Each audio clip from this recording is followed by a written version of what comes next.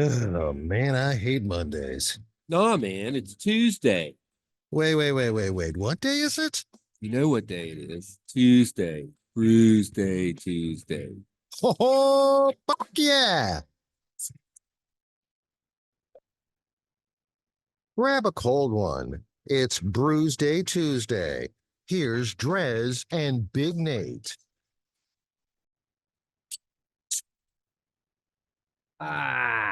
Yeah, now that's more like it. Brewsday Tuesday on a Tuesday, the way it's meant to be. Sorry again for missing last week. I was under the weather, and I think Tuesday last week was probably the sickest I was the entire. I felt like I was pretty ill the whole week. Whatever's been going I around, say it's been going around. it It's definitely put me down been for a running like while. wildfire.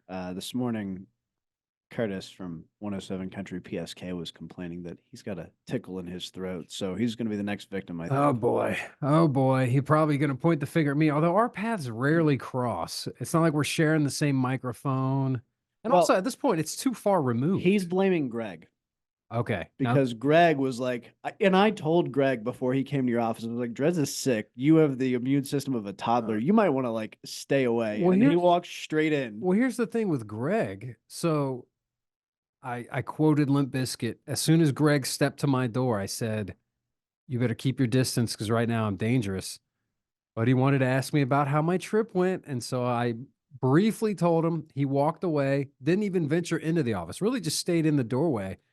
But then he was apparently called out sick the next day. And I don't know if it really worked It doesn't that move that quickly. So No. I don't know if Greg can blame me. He's that. also like he's got like very exaggerated hypochondria. Like his mind convinces his body that he's sick all the time, that his body's just like, okay, we're sick now. Yeah, I don't know. And I responsibly waited because I've been dying to hear about your trip, but I also frankly, didn't want to get sick. yeah, I was really nervous about getting sick before the trip because I know that like you were sick, my mom and who else? Somebody else around me had COVID.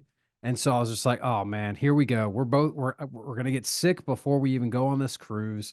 And even still, I was waiting to get sick on the cruise because you got to take 2 flights to get there and you're around people, close quarters. I think that's actually probably how I got sick coming back. If The I had to flights. guess, it was probably from the flights. But I always get sick after flights. yeah, it's the worst. But either way, all right. Well, first things first.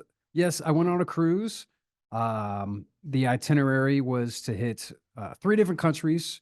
2 stops were in Mexico, so that's where these beers came from. This whole show is going to be Mexico beers. So I just popped the Carta Clara, which, as you can imagine, this is all in Spanish. It looks like it says Cerveza Pilsner Lager. So I guess this is like a Pilsner.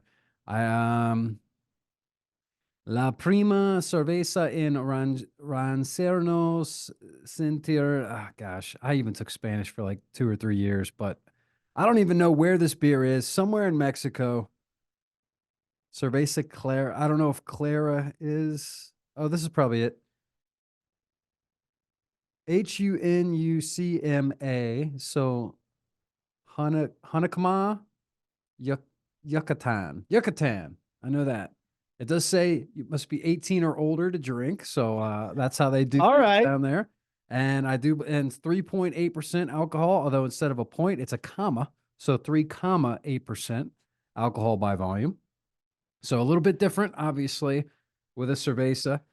It came from, I think I purchased this one when we were at, see, this is the other problem with waiting too long to do this show. Now it's been a couple weeks. This was the second stop. What was it?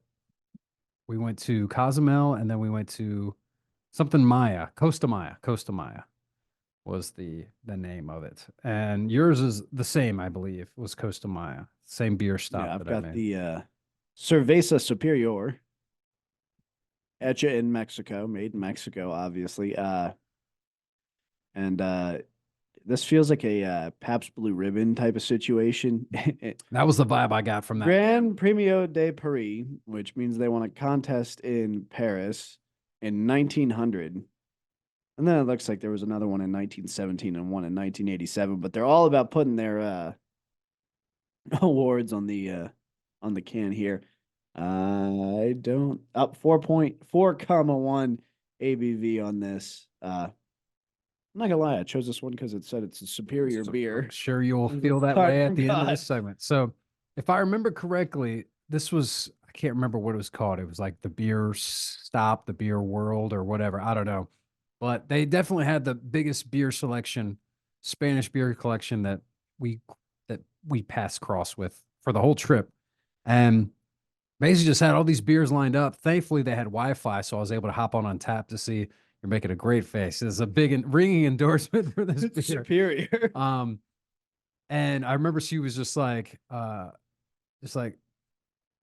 didn't speak English, but like one, and then pointed at this, like, so they were stacked. There was like these stacks, the ones that are stacked here is one, this is two, and then three, and then up to four, I think was the most. And we were speaking, basically everywhere took dollars. Yeah. But you did have to figure out the, pesos I to. was saying places like the tourism trade's so big in places like Cozumel that they almost have to. Oh yeah. And the peso doesn't have the highest value in the world. Yeah, it was something So like, they'd almost rather have the American dollars. yeah, I mean, now I'm gonna try and I can't remember if it was when we were in Belize or in one of them. It was a great exchange rate because it was basically 2-1, so it was easy to figure out. I think it was, oh no, not pesos, because it's pesos. It was 150 Yeah. pesos was equal to like $10 or something Yeah. like that. So, you had to kind of whatever. I don't know. But luckily everybody just took dollars and you would just ask dollars essentially. So, but all right. So yeah, so we went on this cruise. We flew down to Fort Lauderdale, and it was with Princess, which was, this is only our second cruise. So, I don't know. I've never went on a Princess cruise or whatever, but the stops that were scheduled to make was first we were going to go to Cozumel, then Honduras, then Belize. Oh no, then Belize, then Costa Maya last, and then back. So a day at sea, and then all four of those stops, another day at sea, and then we're back. So 7-day cruise basically. And the boat was nice. It was pretty cool. There was this, it was like this medallion boat. So you got this little medallion thing, and that was pretty important because that was how you got in your room, which was really sweet. Basically, when you started to walk up to your door, it would sense that you were there. It would unlock and say, "Oh, welcome," and stuff. Oh, And then that's you cool. could, so you didn't have to pull out a key or do any of that. So that was kind of cool. The same thing with ordering drinks at the bar.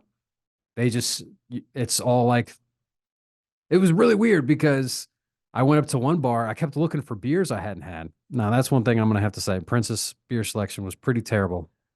On the entire boat, I had only found one beer that I had not had before. Although I was surprised when I did order a Foster's, just because I saw people walking around with that huge Australian oil for can. beer. I've had Foster's, but I had not untapped it. So I did get a check-in with that. But then there was this one bar that had a couple like Belgians that were like really gnarly, like 10% big old like Puck Session beers. And when I first went up there to order a beer, the guy like knew my name. And this was, I think, the first night there, or the second night. No. And it was weird at first, but it was just because when you walk up, they also had you submit like a photo of yourself. So basically your name and your photo would pop up, and then they would say like, welcome. Or when you went to check out, they would say your name and room number to make sure that they're putting on the right, bill or whatever.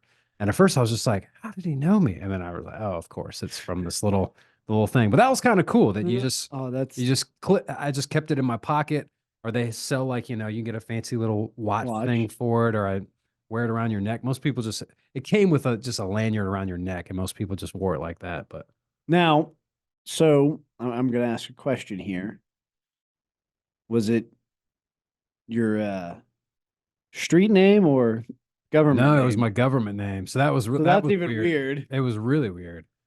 Yeah, it was my actual legal name. So everybody just kept saying that, and it was throwing me off. And I kept wondering Who the hell are they talking like to? when we actually met people on the cruise, then it was like, well, do I say my real name or do I go by what I go by? Because then it would just add all this whole nother layer of confusion. I didn't like that at all. But No, it's too familiar for me. Well- You don't know me. Once we're done with this cruise, you're never seeing me again. yeah, ain't that the truth. So, but the room was nice. We actually had a balcony this time, which is Oh, that's really that cool. makes a big difference. And it was a cheaper balcony because ours had an obstructed view. So basically, most of the balconies, the little like partition, the wall thing is glass, so you can see through it. You see the water. Ours was just solid because it was towards the front of the boat. So I think it was for structural purposes.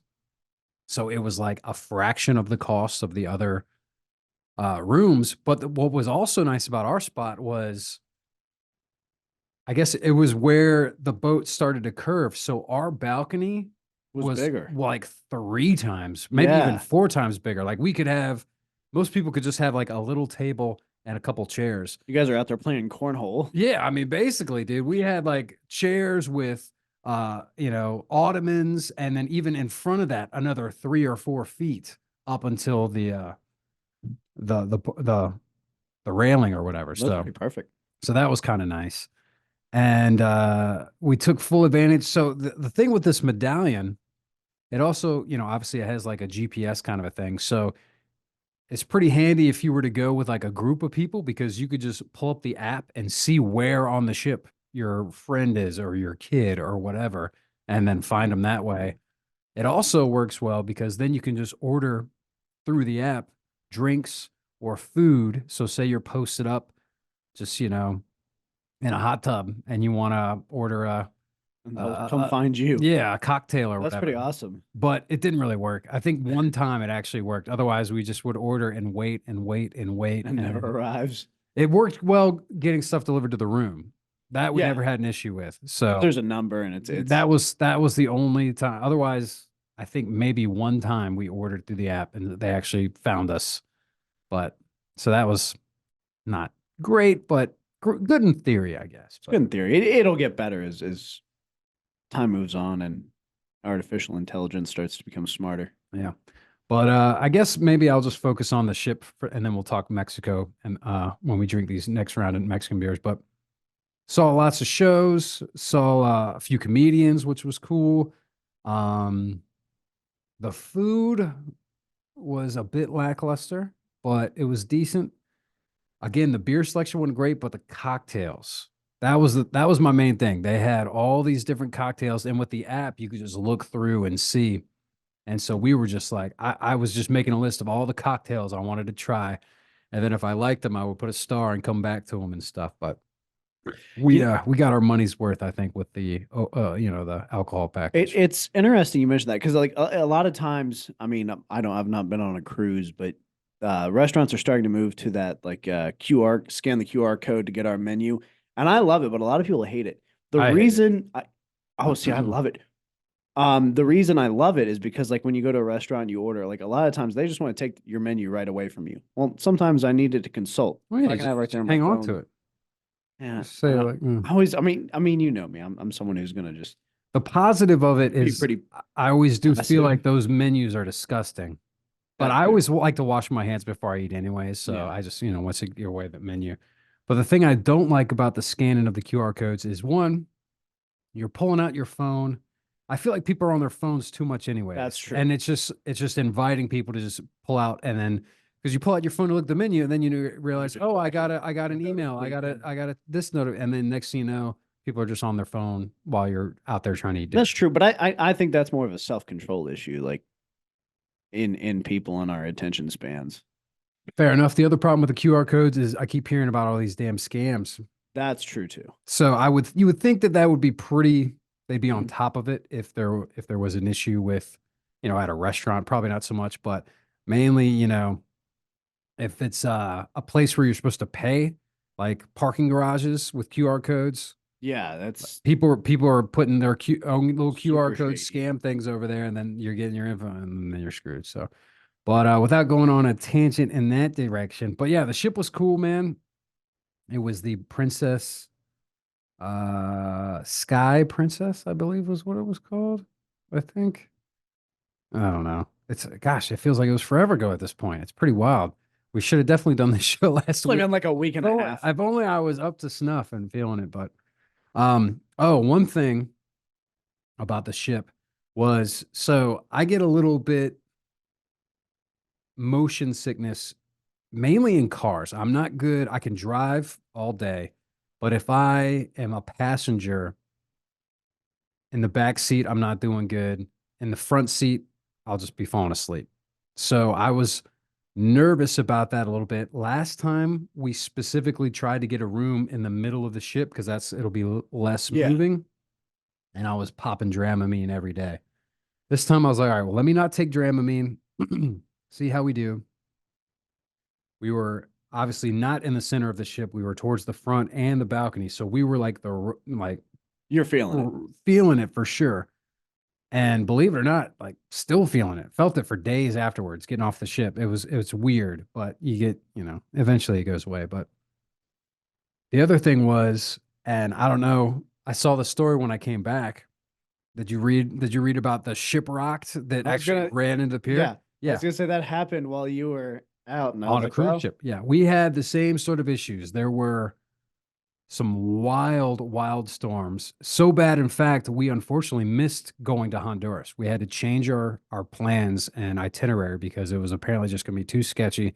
So we ended up staying in Cozumel longer and then doing a full day at sea the next day when we were supposed to be in Honduras, which sucked because that was where we had like snorkeling booked. We were all supposed to go to this animal resort or whatever sanctuary thing where we were going to be able to hold sloths, which I was really looking forward to Yeah. because sloths are like the coolest Yeah. animal ever. But so that didn't happen, unfortunately. And instead, the morning that we were supposed to be in Honduras, it was this crazy storm, thunder, and super rough. And at one point, the ship just was like super tilted.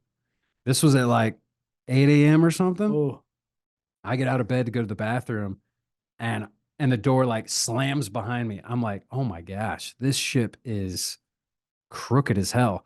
And then I'm walking back to the bed, my side of the bed, and seriously, it feels like you're like climbing up a hill.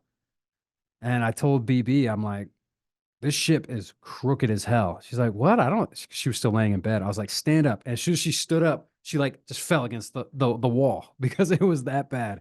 So then, of course, the captain comes on and is like, and just the most awkward kind of like trying to play it cool. We're gonna right this ship. We're gonna fix the bottom. I guess they keep water yeah, underneath. There's What do you call that? Yeah, ballast. There you go. We're gonna adjust that, whatever. And then once he got it fixed, he came back on. And was like, okay, what was the word he used? Because we kept quoting it because it was so funny. He was just like, oh, I was a bit of a scupper there for a bit. He's just, oh man, but it was pretty wild. And we talked with, so there's another thing, just like our Celebrity Edge cruise that we went on, this was very, and I had a feeling it was going to be like this. And then it was pointed out to us as we were going through security. My wife went through first, like to get onto the ship. My wife went through first, and then the security guy said something to her, and she started laughing. And I was like, what did he say to you? She was like, he did the wand with the metal detector, whatever. It was just like, you're the youngest people that have come through here. It was all old people. Like, again, we were by far, I mean, there was maybe I did spot a kid or here or there, but we were certainly the younger crowd. And shoot, mid to late 40s at this, or mid to late 30s at this So point. you're not in your 40s. And we were the young ones. So it was a much older crowd. But what I was getting at was we've talked to quite a few of them that have done, tons and tons of cruises. And a lot of them said that they had never went through anything like that. Like, so that was pretty unusual, I would say. And to the point of your being the youngest people, you know they have morgues on cruise ships, right? Oh yeah, that was brought up. We talked to numerous people. Did you find it? Well, no. I don't want to but know where it's it at. would not surprise me at all that somebody died on that cruise because there was one point when we were in the pool And BB turns to me and was just like, we got one. And it was just like this old lady just and not moving at all. And then finally she said she saw her move. But I mean, it was for a good 20, 30 minutes. I mean, there'd be worse ways to go. Well, that's the thing. I guess, you're If I were old. the family, I'd want a go- refund. You go wild. But yeah, we talked to numerous people that said, "Oh yeah, we've seen people die on the cruise ships." That happens. It's just you a know, fact of nothing- life. It's true though. If you had to go, could be worse ways. So I don't know about you. I'm out of beer. I'm talking too much about the cruise, but I want to talk a little bit about Mexico, and we'll do that here shortly. First, the Mexican beers. Again, these taste a little bit nicer when you're actually in Mexico, and you get a nice little cerveza. These, as expected, aren't going to live up to my crafty, what I'm used to drinking. But again, it's nothing too bad. This is just a typical, I guess, Mexican Pilsner. I don't know what this word means, but there's 1886. So I don't know if they've been brewing beer that long or what, but Is it DreZ? yeah. That's when they were established. All right. So they've been doing this for a while. This beer isn't too terrible. I'm just going to give it a 3. This one's got 1896. Superior Cerveza Superior. I don't know what they're saying it's superior to. Not Modelo, which is, of course, my go-to Mexican beer. It's not bad. This is already not my style, so they're kind of already starting on a down note. I'll give it a 2.75. I would drink on a hot day, like if I'm on the beach. I think if I were in Mexico, all of these, absolutely. and like I said, Here in the confines of the studio, 2.75. yeah, all the cervezas, all these beers, don't get too excited for them. I mean, 3.8% alcohol. I mean, yeah, it's essentially I've never drinking seen water. a 3.8. It's low. It's an easy drink. That's their lunch beer. Yeah, no doubt about it. All right, we'll take a quick break. We'll play a song. We'll come back and I'll talk a little bit about Mexico and the 2 stops that we made here in a little bit. It is Brewsday Tuesday right here on 105.3 The Bear. Stick around.